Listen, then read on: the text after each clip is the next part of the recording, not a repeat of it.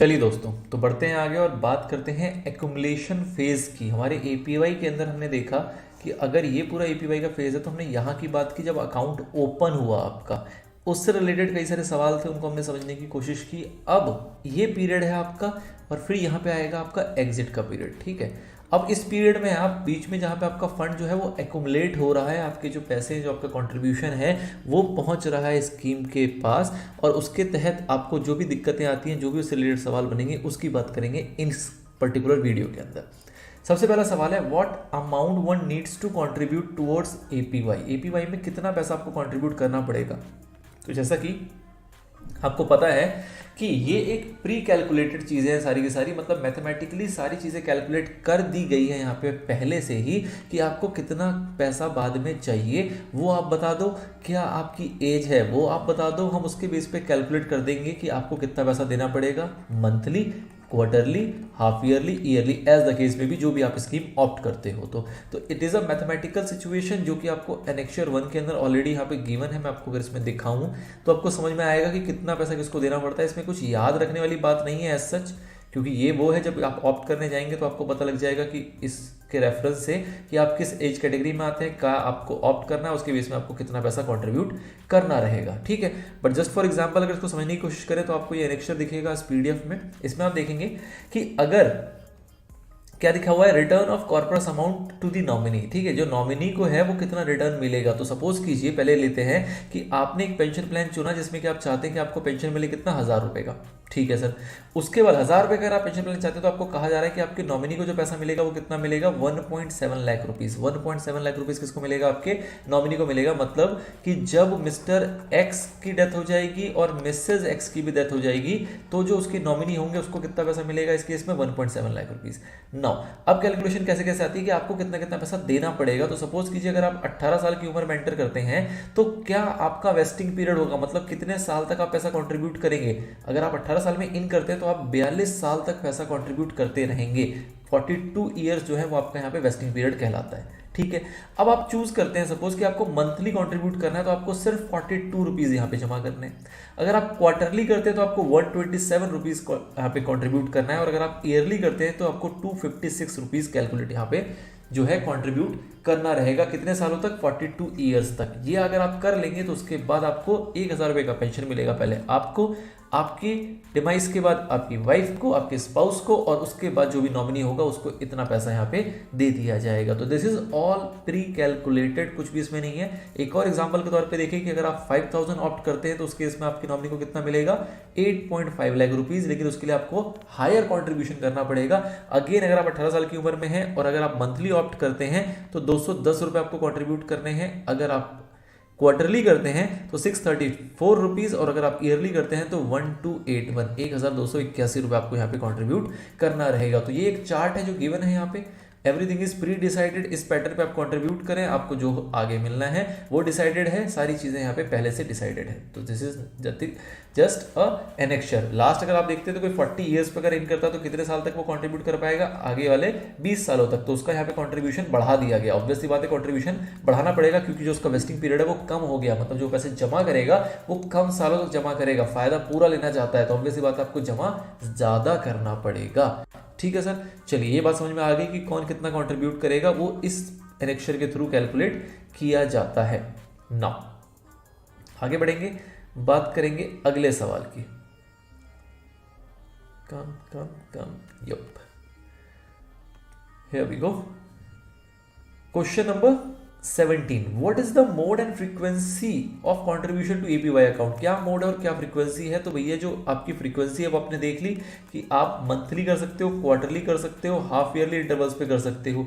ये किसकी बात कर रहा है, कंट्रीब्यूशन की। आपको पेंशन मिलेगा उसकी बात नहीं कर रहा, आपको कंट्रीब्यूशन की बात कर रहा है कि आप मंथली कर सकते हो, क्वार्टरली कर सकते हो, हाफ ईयरली इंटरवल पे कर सकते हो। थ्रू कैसे, ऑटो डेबिट फैसिलिटी। जैसे कि आपने पीछे देखा था कि आपका एक यहाँ पे सेविंग बैंक अकाउंट होना जरूरी है, वो इसीलिए जरूरी है ताकि आपको ऑटो डेबिट फैसिलिटी के थ्रू यहाँ पे आपका पैसा जो है वो डिडक्ट किया जा सके और वो डायरेक्टली एपीवाई स्कीम में जमा हो सके। तो ठीक है, ये यहाँ पे बात कर रहा है ऑटो फैसिलिटी की कि ये आपका मोड होगा कि पैसा जमा करने का और कोई तरीका नहीं है, आप कहीं जाके जमा नहीं करेंगे, कोई यूपीआई नहीं करेंगे, कोई चेक नहीं देंगे, कुछ भी नहीं, आपके बैंक अकाउंट से लिंक हो जाएगा और आपके बैंक अकाउंट से ऑटोमेटिकली पैसा कटता रहेगा। मोड आपके ये सारे हो सकते हैं। Now what is the due date for contribution under APY? भैया ड्यू डेट क्या होगी? कोई ड्यू डेट नहीं है जी, कोई भी यहाँ पे ड्यू डेट वाली ऐसी कोई बात है ही नहीं। ड्यू डेट का यहाँ पे मतलब क्या है कि भैया जिस महीने में, अगर आप मंथली लेते हैं तो आपके मंथ के किसी भी डेट पे आपका ये पैसा, मतलब जो भी डेट आप यहाँ पे चूज करेंगे उस डेट पे आपका ये डिडक्शन हो जाया करेगा। अगर आप क्वार्टरली जाते हैं तो उस क्वार्टर का जो पहला महीना होगा उसके किसी भी डेट में आपका ये कॉन्ट्रीब्यूशन जो है वो डिडक्ट हो जाया करेगा। और अगर आप हाफ ईयरली जाते हैं तो हाफ ईयरली का जो पहला महीना होगा उसके किसी भी दिन में ये कॉन्ट्रीब्यूशन आपके अकाउंट से काट लिया जाएगा। ठीक है, अभी आप इसको थोड़ा सा और आगे समझेंगे, इसमें ज़्यादा आपके क्वेश्चन अभी माइंड में लाना नहीं, इसकी क्लैरिटी आपको आने वाले 2-4 सवालों के अंदर और ज़्यादा मिल जाएंगी। तो this is the due date जब आपके अकाउंट से कॉन्ट्रीब्यूशन जो है वो डिडक्ट कर लिया जाता है।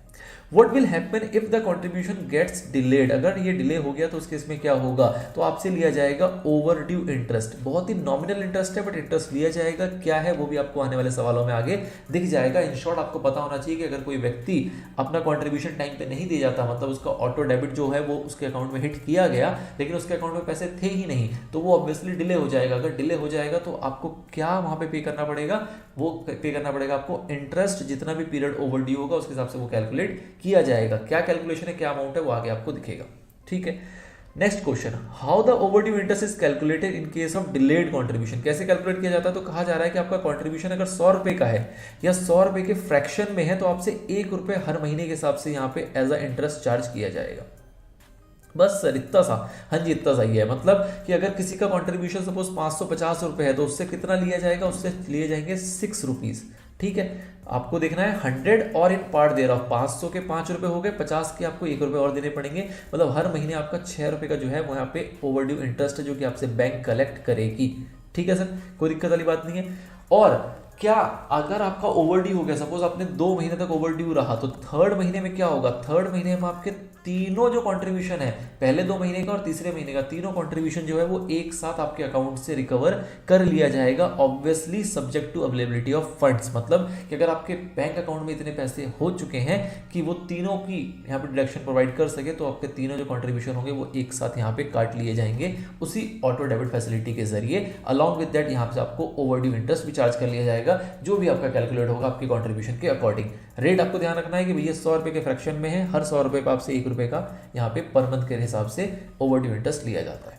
नाउ अगला सवाल, What will happen if required or sufficient amount is not maintained in the saving bank account for contribution on due date? Same चीज है कि भैया अगर आपके बैंक में उतने पैसे थे ही नहीं, मतलब कि आपका डिले हो गया कंट्रीब्यूशन, अगर पैसे नहीं थे तो इसका मतलब क्या हुआ कि आपका जो कंट्रीब्यूशन था वो डिले हो जाएगा। तो उस केस में क्या होगा? उस केस में कहा जा रहा है कि सपोज करो आपने डेट फिक्स की थी 15 तारीख, ठीक है, 15 तारीख को आपके बैंक में वो ऑटो डेबिट हिट किया गया लेकिन पैसे थे ही नहीं तो वो फेल हो गया। तो उस केस में जो भी महीना होगा, लेट्स से मैं बात करता हूँ अप्रैल का, तो अप्रैल 15 को पहले हिट किया गया, फेल हो गया, फिर ये हिट किया जाएगा अप्रैल के लास्ट डे को, मतलब 30 अप्रैल को दोबारा से हिट किया जाएगा कि चेक कर ले कहीं पैसा आ गया हो तो आपका कॉन्ट्रीब्यूशन वहाँ पर फुलफिल हो जाए। अगर नहीं होता है तो उस केस में आपका ये जो बेसिकली कॉन्ट्रीब्यूशन है ये चला जाएगा डिफॉल्ट के अंदर, मतलब कि ये आपकी डिफॉल्ट कैटेगरी में इसको मैप कर दिया जाएगा। और उसके बाद आने वाले महीने में जब भी आप अपना ये कंट्रीब्यूशन दोगे, आपके अकाउंट में सफिशिएंट फंड अवेलेबल हो जाएगा तो आपसे कंट्रीब्यूशन भी लिया जाएगा प्लस उसके ऊपर आपसे इंटरेस्ट भी लिया जाएगा, which is called overdue interest,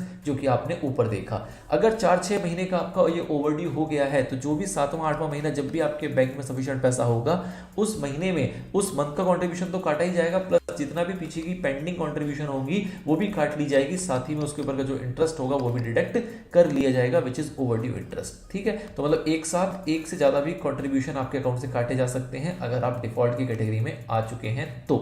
अगला सवाल, What will happen to APY account in case of continuous default? अगर continuous default है मतलब कि भैया आपने पैसे जमा करना ही बंद कर दिया, आपने शुरू के 6 महीने पैसे जमा किए, 6 महीने आपकी कंट्रीब्यूशन रहा, उसके बाद अब आप पैसे जमा कर ही नहीं रहे हो तो गवर्नमेंट क्या करेगी?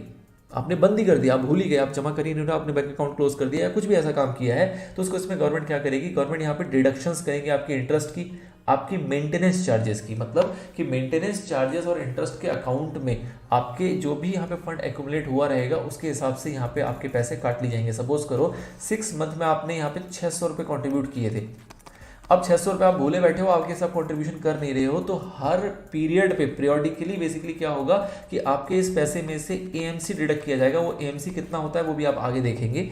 जो भी आपका एएमसी है, जो भी चार्जेस लगते हैं, जितने भी इंसिडेंटल चार्जेस हैं, वो पूरी लिस्ट दी हुई है, आने वाले क्वेश्चंस में आपको दिख जाएगा। ये सारे चार्जेस इसमें से काटे जाएंगे रेगुलर बेसिस पे, जो भी इनकी पीरियोडिसिटी है। और कब तक काटते रहेंगे, जब तक ये पैसा क्या ना हो जाए, जीरो ना हो जाए। ऑब्वियसली बात है, जिस दिन जीरो हो जाएगा उस दिन बैंक यहाँ पे कुछ काट नहीं पाएगी, आपका जो स्कीम प्रोवाइडर है वो कुछ यहाँ पे काट नहीं पाएंगे, और उस दिन आपका ये अकाउंट खत्म हो जाएगा ऑटोमेटिकली, टिल जब तक उसका बैलेंस कितना नहीं हो जाता, जीरो नहीं हो जाता है। ठीक है, चलिए, अगर आप इसको चलाना चाहें तो आपको पता है कि भैया आप ओवर ड्यू इंटरेस्ट पे करके इसको कंटिन्यू कर सकते हैं, बट ये कहा जा रहा है कि अगर आपने कॉन्टिन्यूस डिफॉल्ट है, आप आ ही नहीं रहे, पलट के आप आना ही नहीं चाह रहे हो, तो उस केस में क्या होगा, आपके पैसे को इस तरीके से जीरो तक ले आया जाएगा।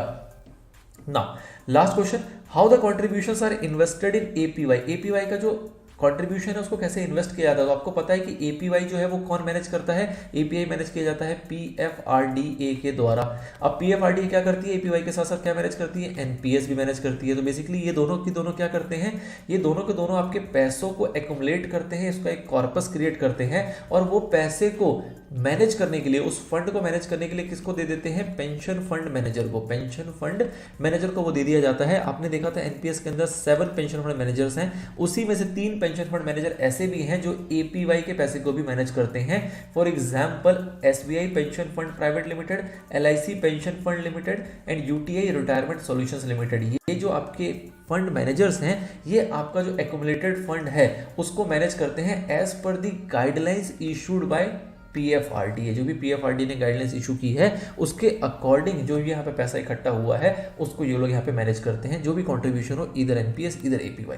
ठीक है, तो सेम पैटर्न में आपका पैसा मैनेज किया जाता है इन्हीं पेंशन फंड मैनेजर्स के द्वारा। तो दिस इज ऑल अबाउट जो आपने देखा कि कंट्रीब्यूशन से रिलेटेड जो आपके सवाल निकल के आते हैं। आगे और बहुत सारी बातें हैं जो करेंगे आने वाले वीडियोस के अंदर, इसको यही रोकते हैं, मिलेंगे नेक्स्ट पार्ट में। Till then all the very best.